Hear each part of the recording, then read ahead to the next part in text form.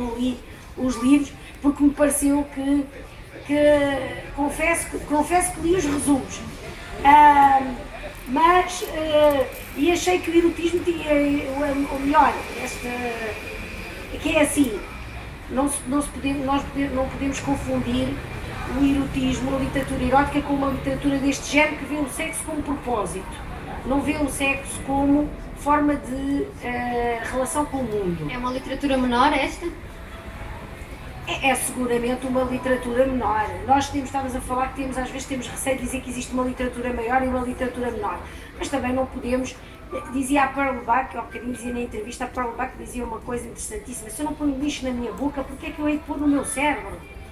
E isto não é ser demasiado ortodoxo ou demasiado intelectual e dizer que há uma determinada literatura que não se deve ler.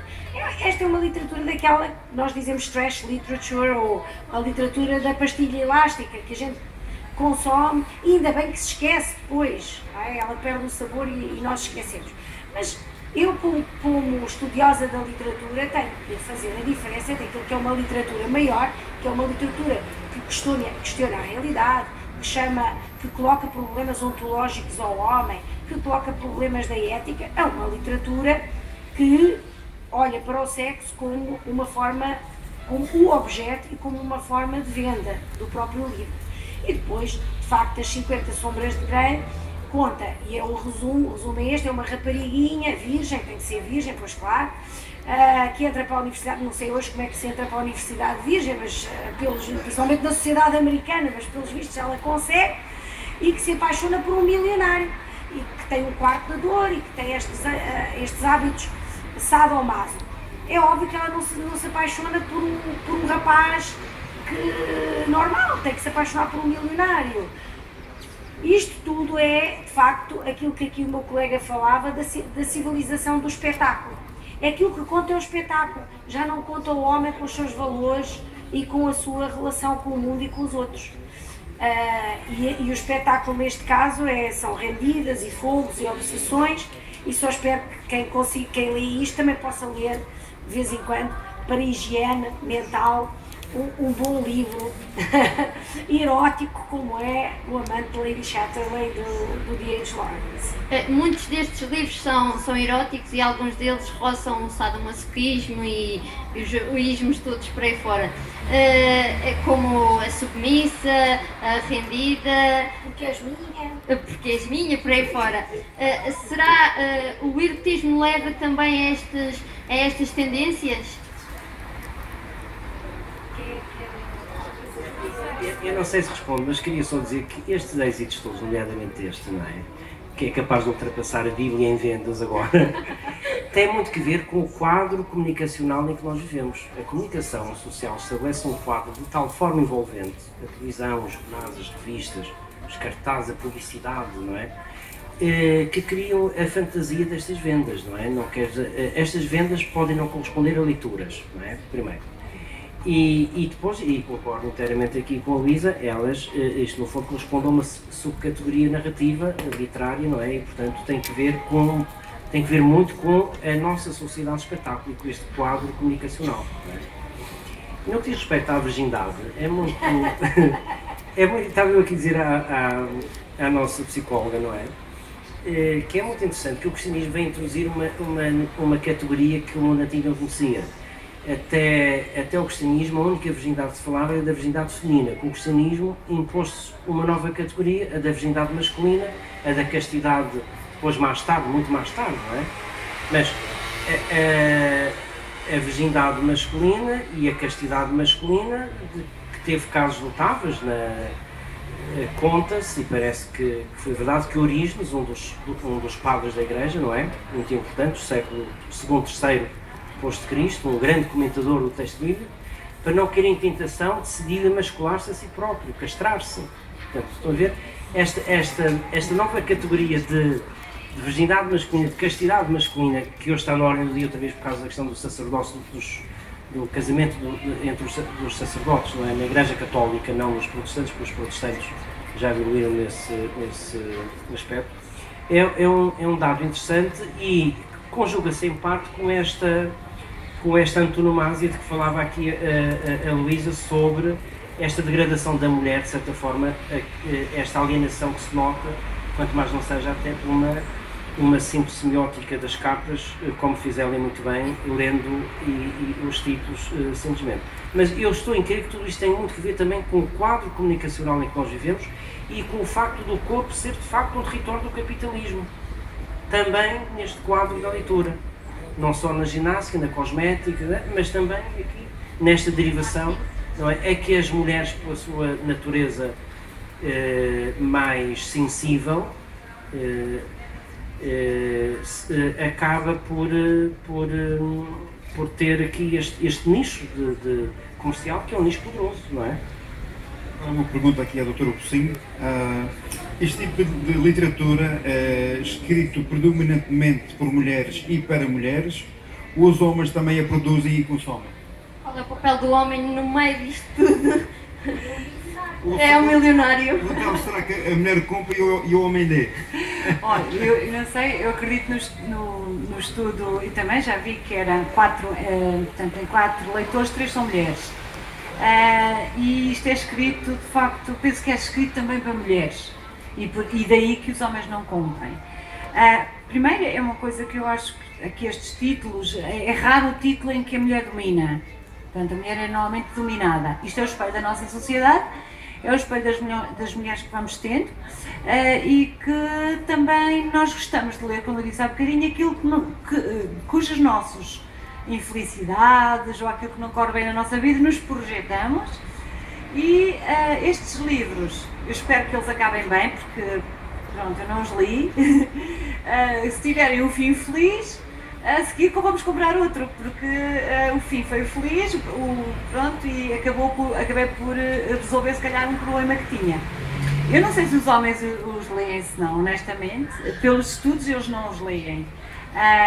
Provavelmente os homens não têm esta necessidade, culturalmente falando, porque ao longo destes séculos todos e tudo isto, não tiveram esta necessidade. Uma necessidade de afirmação também? Sim, eu penso que sim, e é uma necessidade também principalmente no mundo ocidental, nós temos a libertação da mulher, desde os anos 60 temos 50 anos, 60 anos, nem isso. Ao longo destes anos todos, nós temos 60 anos de libertação, isso é um bocadinho, uma gota no oceano que nós nos libertamos agora, parece que fomos sempre acima, não fomos.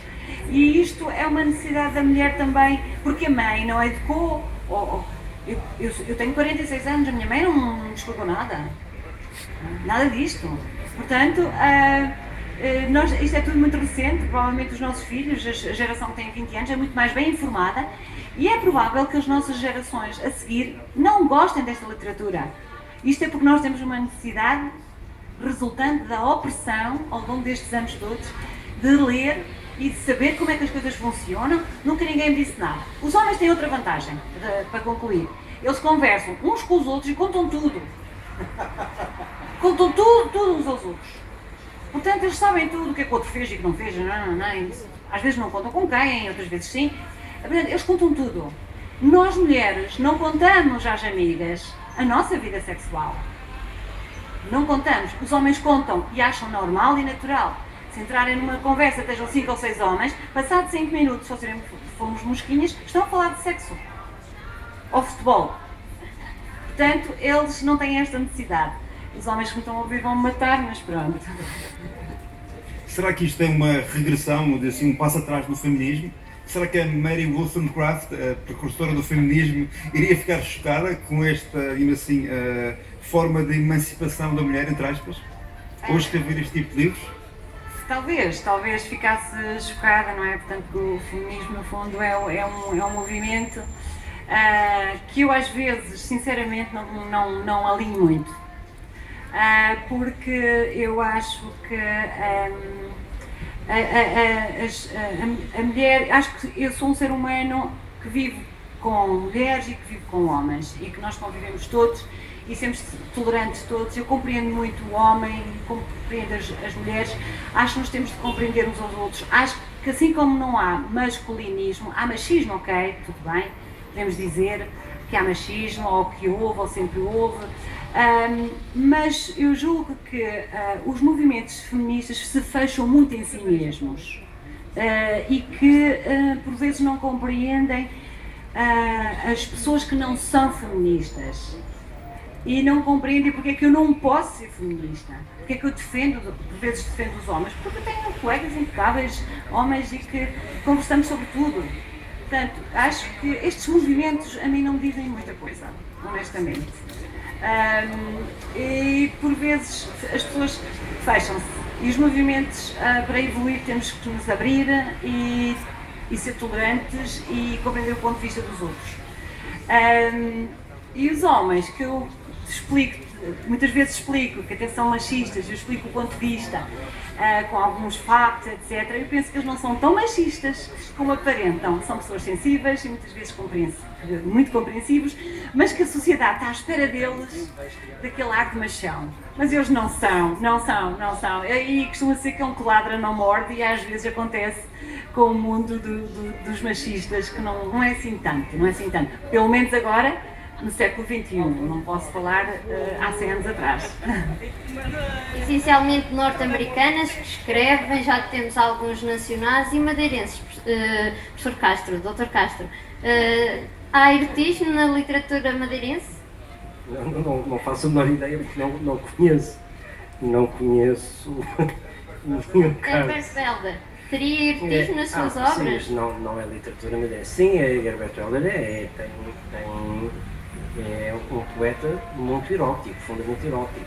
E não só pelo último livro, contrariamente ao que se pensa, o erotismo é uma coisa presente neste sentido grego da ascensão, neste sentido ascensional, é uma das suas forças principais nos seus textos. Isso é verdade. Eu acho que, ainda bem que falo no Herbert Welder, por causa deste último livro que causou muita estranheza.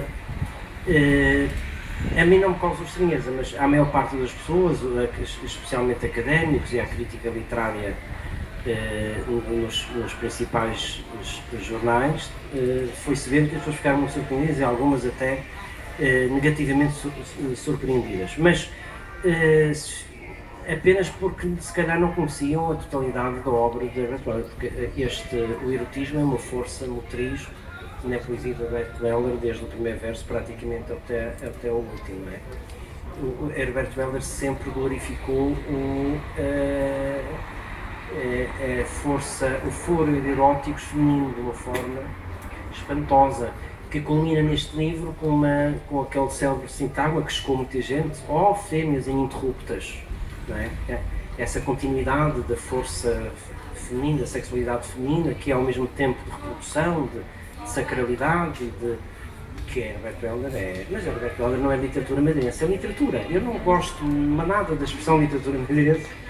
Se quiserem falar sobre isso, a gente fala literatura do mundo, mas isso seria outro tema. Mas tem razão. Passa às considerações finais, professora. Eu chamo-a sempre professora porque foi realmente minha professora. As considerações finais que eu posso deixar para este público fiel é que aquilo que eu dizia antes, existe de facto uma literatura erótica que é uma literatura de qualidade, uma literatura que coloca o homem face aos seus sentimentos interiores, face às suas inquietações, que é isso que a literatura faz.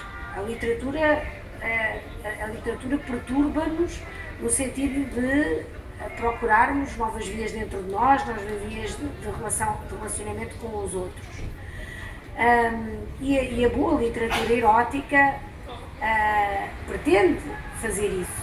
Colocar, por exemplo, a relação Eros-Thanatos, que é uma coisa que já vem da antiguidade, que coloca o erotismo como forma ontológica em relação tanto ao homem e a nós próprios. Depois existe esta literatura que sinceramente, como eu disse, li o resumo, achei que 50 que devia ser muito, então são 3,50, são 150 e achei que aquilo já era demais. E que não só como estas, como também em determinadas modas,